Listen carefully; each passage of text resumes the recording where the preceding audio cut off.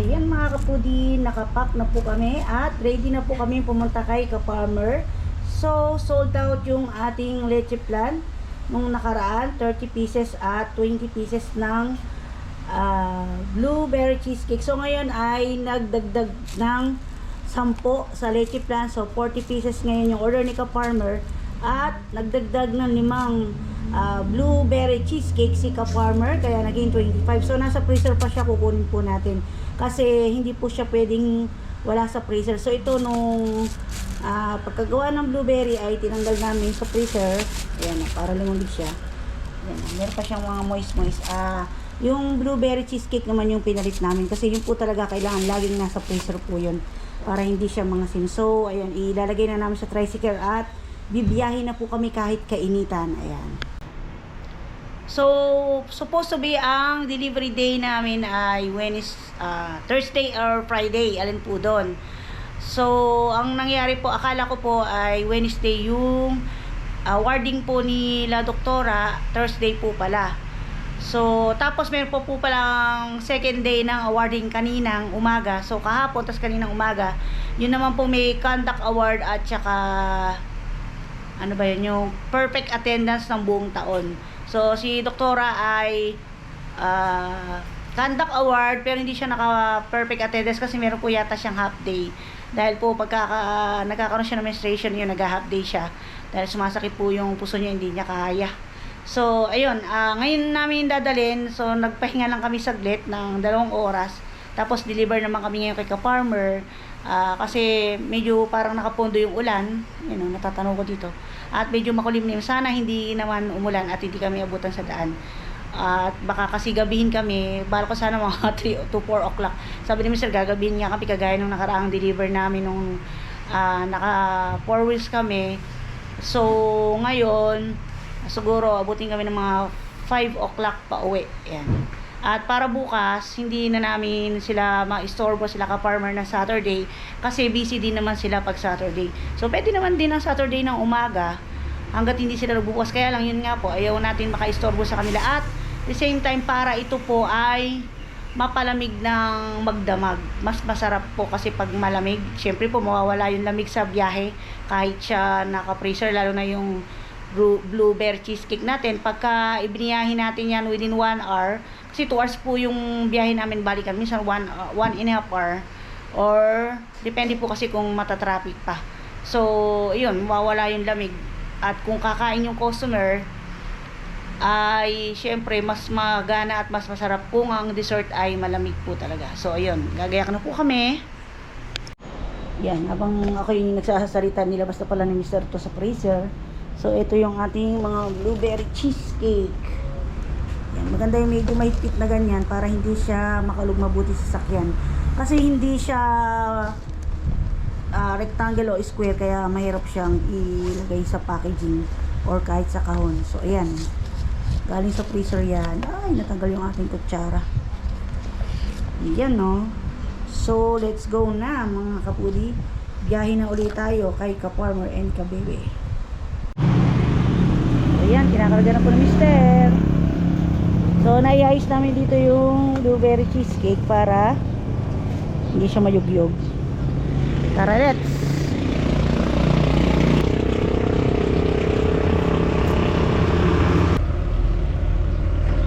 Ayan, paalis na po kami. Pabiyahin na po kami ng Arayat ni Mister.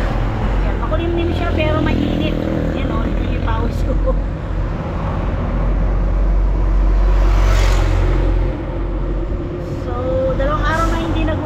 Kahapon tsaka ngayon medyo matindi yung init, parang summer na naman po, summer pa rin. So ayan o, makulimlim.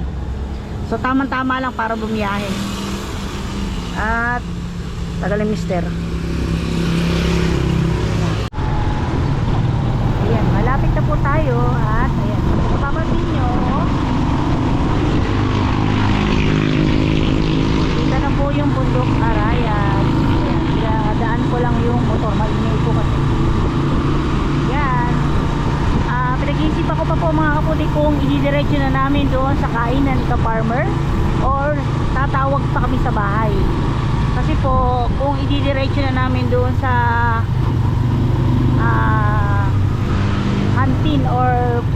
tawag doon, leachon house ni ka-farmer ay direct na po mailalagay sa ref or freezer dahil meron siyang ref or freezer doon. So hindi ko lang alam kung continuous na nakaandar yon ng Monday to Friday kung naka-close po sa ka-farmer. Ayan.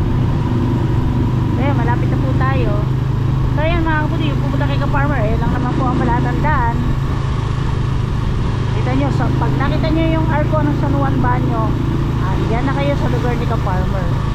Tapos madali na lang magtanong-tanong, kilala naman po siya talaga dito, lalo na pag sinabi niyo lechon.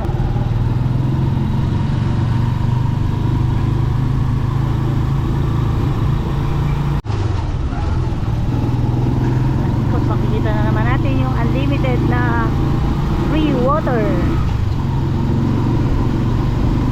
Dito lang po yan sa Arayan. Yan o. Diba? Samantalang yung iba ay mayroong water shortage. So dito naman ay unlimited. Malapit ka na sa nature, may libre tubig ka pa. Tapos itong mga ano nga na yan ay napakaraming tulya. Kaya pag wala kang mayulang dyan, magsisid ka lang dyan, maraming tulyang makukuha. Aray. Tulya ba tawag doon? Tulya yung malalaki? Sulib. Sulib ba? Sulib ba? Sulib. Sulib. Ayan. Sulib yung malalaking parang tulya. Pag ang lasa niya para siyang baka. Pero makunat-kunat siya.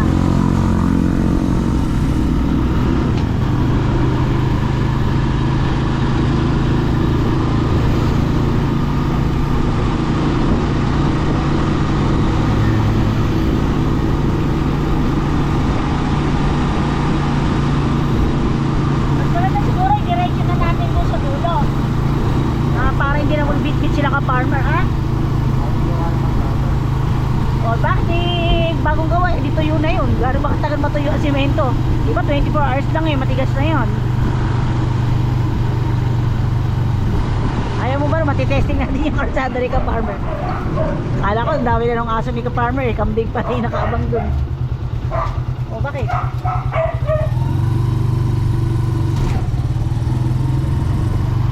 Ayan na tayo! Farmer.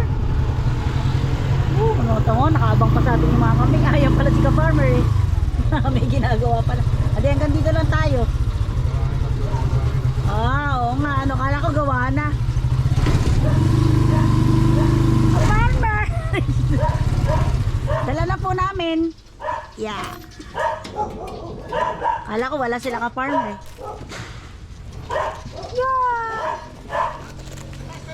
Ah, sabi ko sa iyo eh. Papa, sabi ko nga eh. Sabi niya hindi pa raw tuyo yung semento. Sabi ko tuyo na yan. Tara.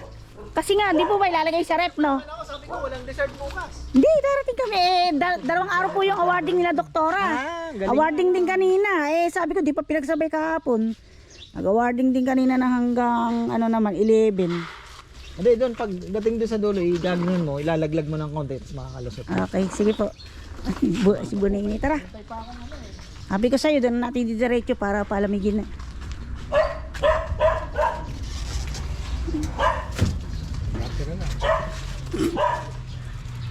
Paglalaki mo, layo na yun. Saka ulo ka. Exercise. Tara, kasya yan. Hindi naman sasabihin ni ka-farmer na ano yan kung hindi ka din daanan.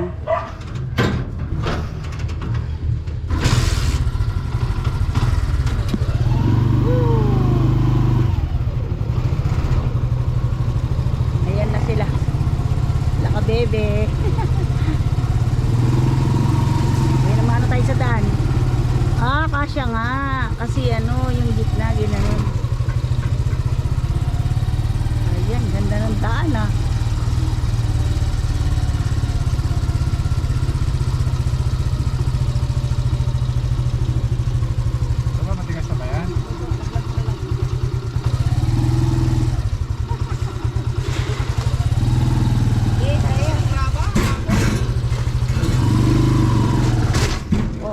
Hindi ka matagal tayo.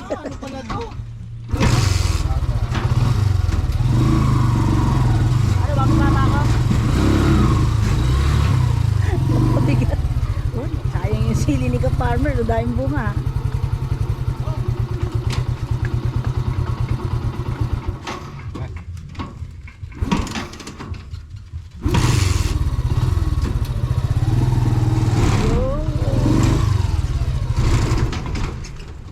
Mainit na.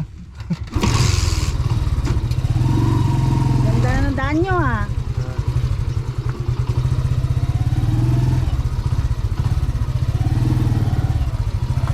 Oh. May tibay na aasahan sa motor.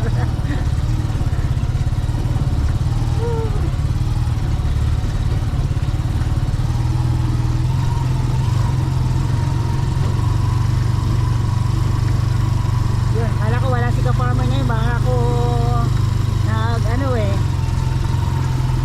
tawag doon, nag-adventure na naman si ka-farmer sa ibang lugar eh. Daming manok ni ka-farmer oh. Sarap pagka native ano po mga kapudi. Yan, dire-diretso tayo, ilagay na rin natin sa rep ni ka-farmer. Yan, nagre-ready na check na naman sila dahil bukas busy na naman sila. Woo!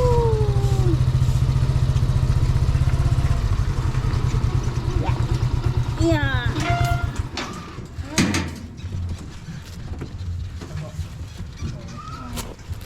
Kamusta?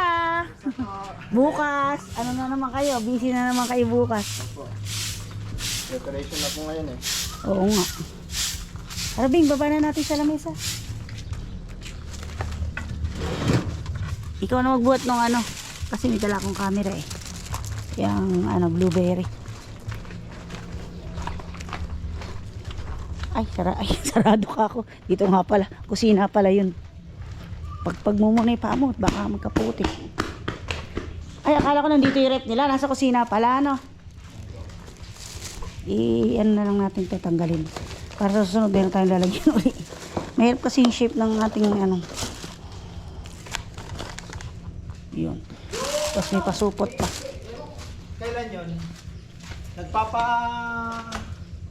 Ano ata ng leche plan? O atsara, mga ganun. Kasama sa leche. Blueberry ata. Blueberry po. Oo. Sabi ko ngayon na lang namin hapon para bumalik uli yung lamig. Kasi bukas, kung bukas di malalamigan.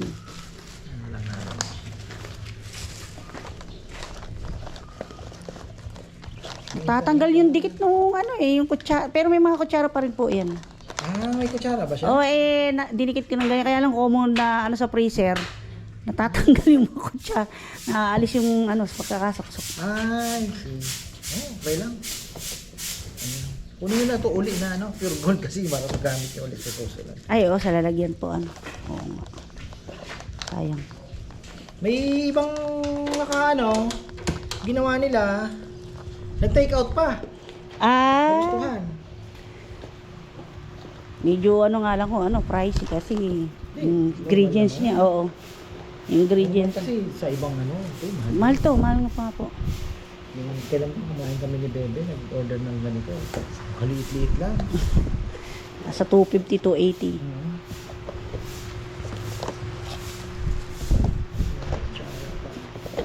Nagpalipas, sabi ko palipas muna kami ng init at saka kami umiyahe. Dapat kanina umaga sana biglang nag-anunsyo po yung teacher ni. Naubusan kami, yung linggo. Wala na po ba?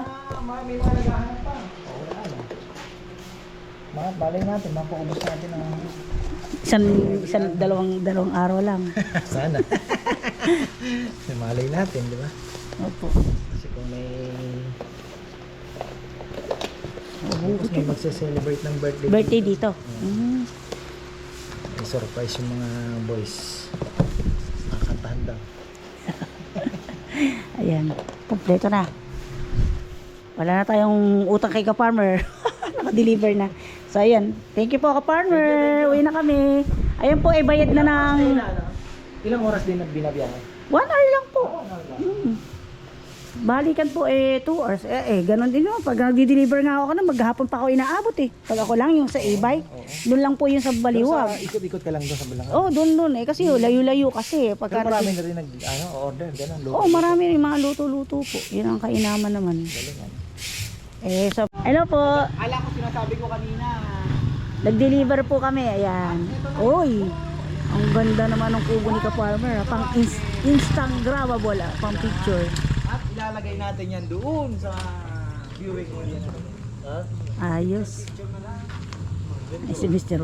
Ayan. Medyo nagpalamig po kami ng, ng motor. Nandito lang. Baka umusok. Sa Batangas ka, Cavite. Saan man.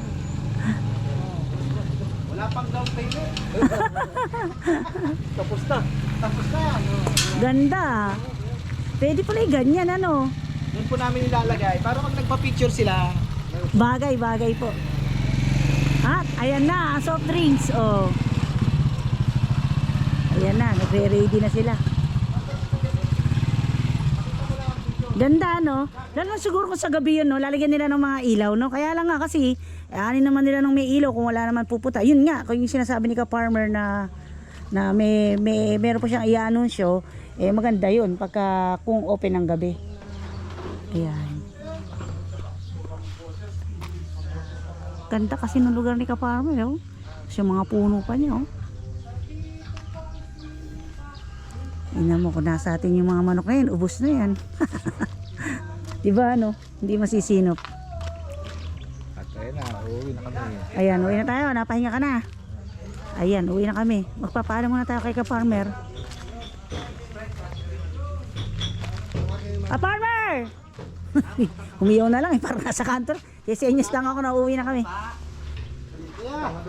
Tutuloy na po kami. Bye-bye. Ay, thank you Bye-bye. Tara. Kaya mo ba? Maglalakad ako. Nawalan yata ng tao ron Hindi, baka merienda na nila, ano? O saan ba na merienda nyo? Tapos ka ba? Hindi, baka hanggang doon lang talaga yung gagawin nila. Ano, paglalakarin mo lang ba ako? Baka pumayat ako neto. Baka pagdating ka doon, payat na ako. Ay, sasakay naman pala ako. Woo! So, ayan, binigay ulit ito ni ka-farmer para sa susunod natin delivery. Ayan. Para nakaipit yung ating blueberry. Hindi siya mayugyug. So ayan, sa mga umorder po ng aking blueberry at leche flan, maraming salamat po. Ayan, sa lahat ng viewers ni ka-farmer na umo-order. Ayan, thank you po. At syempre po, doon sa mga bagong nag-subscribe, maraming salamat po. So karaniwan naman po talaga sa mga nakasubscribe sa akin ay galing din po kay ka-farmer dahil diyan tayo nagsimula. So ayan, bibiyahin na kami pa uwi. Tama-tama lang naman na yung dating namin dito pag uwi, ayan, malamig na rin. Yan, nakapag pa kami, pasyal. Unwind ba tawag yan? Ang pinaka-unwind namin, road trip. Hindi nakakasawang bumalik-balik dito kay ka-farmer. Ang ganda-ganda kasi ng farm nila. So ayan na naman tayo. Uy. Na-testing ni Mr. na agad tuloy yung ni ka-farmer daan.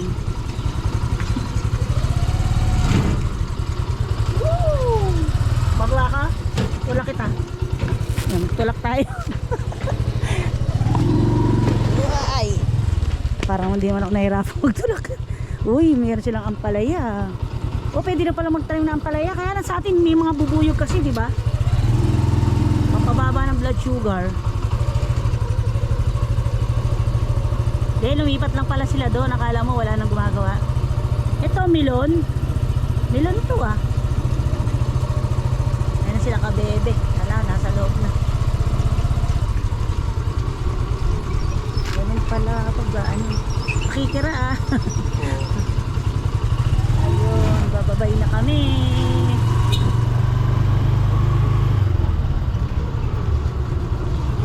Kumakanta pa So yan mga kapudi, hanggang dito na lang po yung